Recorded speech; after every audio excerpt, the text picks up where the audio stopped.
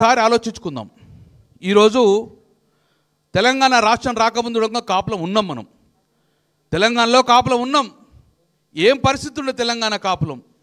గ్రామీణ ప్రాంతాలు కానీ పట్టణాలు ఏంది మన పరిస్థితి? ఏ రోజు కూడా పల్లెకి మోసుడే. మనం పల్లెకి మోసుకుంటూ ఓడ తప్ప కానీ పల్లెకి ఎక్కుదామంటుండగా ఏ రోజు ఎక్కడిచ్చే పరిస్థితి తెలంగాణ రాష్ట్రం రాకముందు. తెలంగాణ రాష్ట్రం వచ్చింది, కేసీఆర్ గారు ముఖ్యమంత్రి అయినరు. ఒక్కసారి ఆలోచించుకోర్రి. తెలంగాణ రాష్ట్రంలో ఈ మున్నూరు కాపులు ఉన్నత వర్గాలకు ధీటుగా ఉండాలి, చదువుకోవాలి, చదువుతో పాటు గౌరవంగా బతకాలి, ఆత్మగౌరవంతో బతకాలి. ఏంది ఊకే మీరు పల్లెకి మోసడినా? మీరు పల్లెకుడంగా ఎక్కాలి కదా, మీ సంఖ్యాపరంగా ఎక్కువ ఉన్నది, రాజ్యాధికారం ఇవ్వాలి అని చెప్పి ఆ రోజు ఆలోచన చేసిన మొట్టమొదటి వ్యక్తి కేసీఆర్ గారు. మరి ఏం చేసింది? ఆలోచన చేసి ఏం చేసిండ్రు? నేను 2009లో ఎమ్మెల్యేగా ఉన్నా. మొదటిసారి 2009 ఎమ్మెల్యేలో మున్నూరు కాపు సంఘము హైదరాబాద్లో నన్ను పిలిచిండు. ఒకసారి మీరు ఎమ్మెల్యే గెలిచింది కదా, రాజశేఖర రెడ్డి గారు ముఖ్యమంత్రి ఉన్నారు కదా, పోదాం పాండి. రాజశేఖర ముఖ్యమంత్రికి వెళ్ళి మనకు 5-6 గుంటల భూమి తీసుకుందాం. ఎవరన్నా కూడా కుల బాంధవులు హైదరాబాద్కు రావాలంటే వచ్చి ఎక్కడ ఉండలేకపోతున్నారు, రాత్రి ఇంటికి పోతారు. 5 గుంటల భూమి ఎక్కడ అడుగుదాం. అడిగిన తర్వాత చిన్న నివాసం ఏర్పాటు చేసుకుంటే సమావేశాల కోసం ఉందామని చెప్పేసి నేరులో కాగితం తీసుకొని అందరం కలిసి రాజశేఖర్కి పోయినాం. చూసిండు, 5 గుంటల భూమి అని చేసి నవ్విండు. నవ్వి పక్కకు వారేసిండు. అంటే వెకిలిగా నవ్విండు.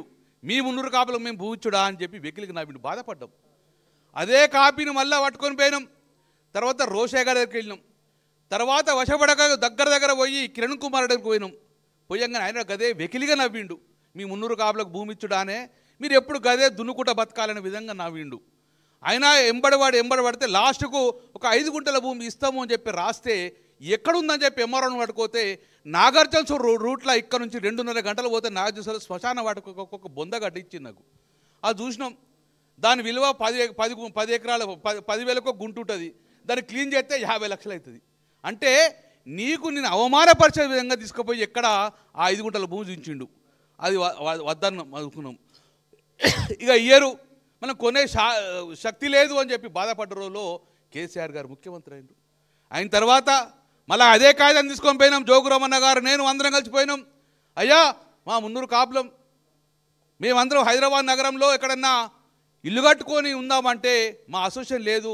గక్కడే నాగార్జున సార్ కాదు కానీ ఇక ఎలిమినర్ సార్ అని ఎక్కడన్నా 5-6 గుంటల భూమి అంటే వెకిలిగా సార్ నవ్వి ఏమని చెప్పన్నా, ఏందా వీధి మీరు చిన్న చూసుకుంటారు, దేశానికి అన్నం పెట్టే స్థాయిలో ఉన్న మీరు చిన్నగా అడుగుతారేందా, గొప్పగా అడగండి. ఇంకా ఎలిమినగర్ రూట్లేందా కోకాబట్టలు ఇస్తా అని చెప్పి 5 గుంటలు కాదు 5 ఎకరాల భూమి ఇచ్చిన మహానుభావుడు ఉన్నారెవరన్నా? ఉన్నారా లేదా?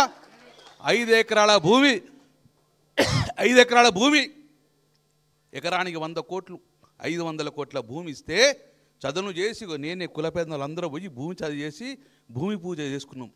ఎక్కడ 5 గుంటల భూమి, ఎక్కడ అవమానం పడ్డము, ఎక్కడ కోకాపేట్ల గౌరవం తలెత్తుకునే విధంగా 5 ఎకరాల బూచిన మహానుభావుడు ఎవరు అంటే కాదా కేసీఆర్ గారు? ఒకటి. రెండోది, తెలంగాణ రాష్ట్రం వచ్చింది. మొట్టమొదటిగా బీసీ అంటేనే మున్నూరు కాపయ్యా, బీసీలకు మున్నూరు కాపులకు మంత్రి పదవి అని చెప్పి ఆ రోజు తొలి ముఖ్యమంత్రి కేసీఆర్ ఉన్నప్పుడు పక్కన పెట్టుకున్న బీసీ మంత్రిగా ఆ రోజు జోగురామన్ ఒక మున్నూరు కాపు బిడ్డను బీసీ మంత్రిగా ఇచ్చిండ్రు, గౌరవం చేసిండ్రు. రెండోసారి కూడా మళ్ళీ ముఖ్యమంత్రి గారు కేసీఆర్ గారు ఉన్నప్పుడు రెండోసారి బీసీ మంత్రి వేరే అయ్యలే, మళ్ళీ గంగుల కమలాకర్ బీసీ శాఖ మంత్రిగా రెండోసారి ఇచ్చిండు. కేసీఆర్ గారు 10 సంవత్సరాల పరిపాలనలో బీసీగా మంత్రి ఉన్నారంటే మున్నూరు కాపు మాత్రమే ఉన్నారు. అంటే మున్నూరు కాపుకు ఎంత పెద్ద పీట వేసిందో ఒక్కసారి ఆలోచించుకోండి.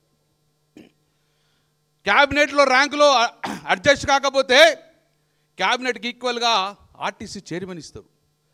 ఆర్టీసీ చైర్మన్ అంటే క్యాబినెట్కి ఈక్వల్ ఉంటుంది. మొట్టమొదటిసారిగా తెలంగాణ ముఖ్యమంత్రి కేసీఆర్ రాగానే ఈ ఆర్టీసీ చైర్మన్ కూడా మున్నూరు కాపు ఇవ్వాలని చెప్పేసి ఆ రోజు సోమారావు సత్యనారాయణ గారికి ఆర్టీసీ చైర్మన్ ఇచ్చిందా లేదా? మరి మొదటిసారి 5 సంవత్సరాలు మున్నూరు కాపులకు ఇచ్చాక ఆర్టీసీ చైర్మన్, రెండోసారి వేరే కులంకి ఇస్తానులే, రెండోసారి కూడా మున్నూరు కాపుకు బిడ్డకి ఇచ్చిండు. బాజిరెడ్డి గోవర్ధన్ గారికి కూడా ఆర్టీసీ చైర్మన్ ఇచ్చిండు. ఒక ప్రముఖమైన స్థానాలలో మనకు పెద్దపీట వేసింది టీఆర్ఎస్ అధినేత కేసీఆర్ గారు. జిహెచ్ఎంసీ అంటే గుండెకాయ, జిహెచ్ఎంసీ మేయర్ అంటే గుండెకాయ. ఏ రోజున జిహెచ్ఎంసీ మేయర్గా మనం చూసినామే? మొట్టమొదటిసారిగా ఈ జిహెచ్ఎంసీ ఈ తెలంగాణ గుండెకాయకు మున్నూరు కాపు బిడ్డ ఉండాలని చెప్పి ఆ రోజు మొట్టమొదటి చైర్మన్గా బొంతు రామ్మోహన్ ఒక మున్నూరు కాపు బిడ్డకు జిఎస్ఎం చైర్మన్ ఇచ్చిందా లేదా? మీకు కళ్ళ ముందు కనబడలేదా? తదనంతరం మరి మొదటిసారి ఇచ్చినాం కదా, రెండోసారి మీకేం రూల్ ఉందా అని అనినా కానీ రెండోసారి కూడా ఈరోజు మనకు కేకే గారి కూతురు విజయలక్ష్మి గారికి రెండోసారి కూడా జిఎంసీ మేయర్గా ఇచ్చిందా లేదా? అంటే నీ కళ్ళ ముందు మున్నూరు కాపును అవమానపరిచిన కాంగ్రెస్ ప్రభుత్వాలను చూసినాము, నిన్ను గుండె కత్తుకొని పెద్దపీట వేసిన కేసీఆర్ ప్రభుత్వాన్ని చూసినాము. ఆలోచించుకోండి ఒక్కసారి. రైతు బంధు ఎవరికి ఉపయోగపడ్డది? హైదరాబాద్ వారికి రైతు బంధు పడ్డదా? రైతు బంధు 80 నుంచి 90% ఉపయోగపడ్డది ఆ గ్రామాల్లో ఉన్న మున్నూరు కాపు బిడ్డలకు. ఉందా లేదా? ఒక్కసారి ఆలోచన. మేము అందరూ గ్రామీణ ప్రాంతాల్లో ఉన్నాం, సంతోషంగా సంతోషంగా రైతు బంధును రైతు బీమాను ఎక్కువ ఉపయోగపడ్డది ఎవరికంటే ఈ మున్నూరు కాపు బిడ్డలకు. అయిందా కాలేదా? అంటే మున్నూరు కాపులకు ఒక్కటి కాదు, రెండు కాదు, పెద్ద గొప్ప స్థానాల్లో నిలబెట్టింది ఈరోజు కేసీఆర్ గారి ప్రభుత్వం. అవునా కాదా? మరి ఈ ప్రభుత్వం ఏం చేస్తుంది? 23 నెలలే ప్రభుత్వం ఏర్పాటు చేసింది. ఆ రోజు కేసీఆర్ గారి పక్కకు బీసీ మంత్రిగా మున్నూరు కాపులను పెట్టుకుంటే ఈ క్యాబినెట్లో మున్నూరు మంత్రి ఉన్నాడండి. ఎవరన్నా అవమానం చేసిందా లేదా? ఈ క్యాబినెట్ అనేది నువ్వు మంత్రి పదవి ఏకున్న మధ్య, కానీ జాతి మున్నూరు కాపు జాతిని నువ్వు అవమానం చేసినావు, నువ్వు అనర్హునివి, నువ్వు మంత్రి పదవికి అని చెప్పేసి ఈ రేవంత్ రెడ్డి ప్రభుత్వం మనల్ని అవమానం చేసింది. అన్యాయం చేస్తే సహిస్తాం, అవమానం చేస్తే సహించాం. అవమానం చేసింది ఈరోజు మనల్ని. మరి నేను ఎక్కువ సమయం తీసుకోను, ఒక్కసారి ఆలోచించుకోర్రి.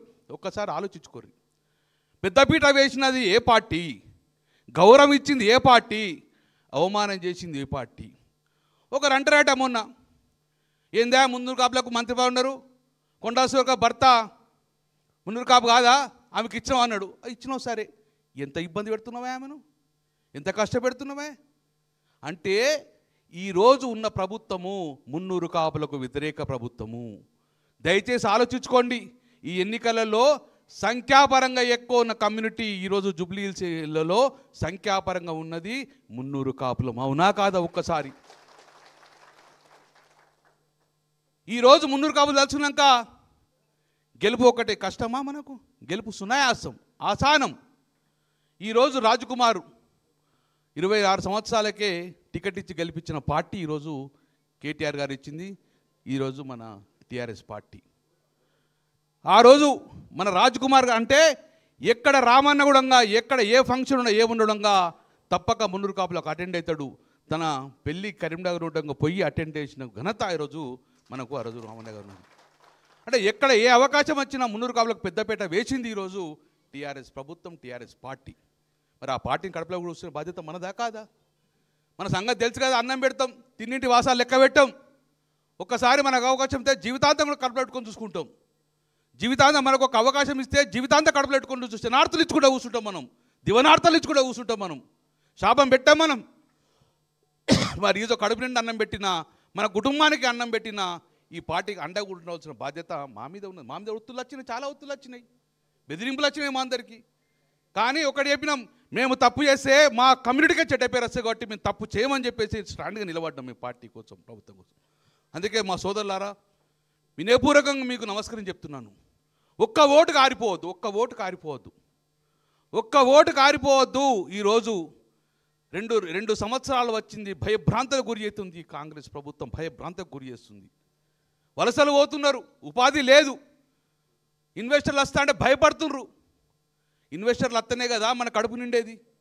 మన ఇన్వెస్టర్ రాకపోతే కడుపు కొట్టే పరిస్థితి వచ్చింది.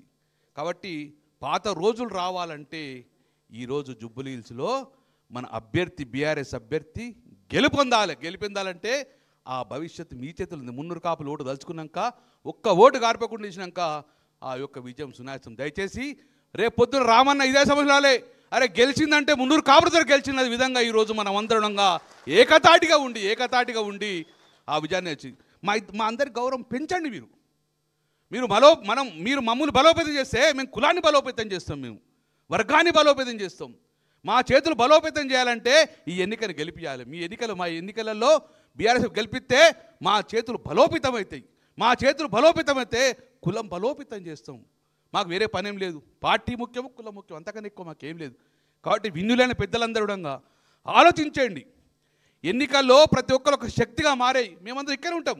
శక్తిగా మారి నీ ఓటు వేయాలి, నీ పిల్లల ఓటేయించాలి, నీ బంధువుల ఓటేయించాలి, దూరం ఉన్న ఓట్లు తీసుకొచ్చి ఒక్క మున్నూరు కాపు ఓట్లు కారిపోకుండా వేస్తే ఆ యొక్క విజయం మాకందరూ చెప్పి మీ అందరికి చేతి ఎత్తిన అవసరం. జై మున్నూరు కాపు. థ్యాంక్ యూ అన్న.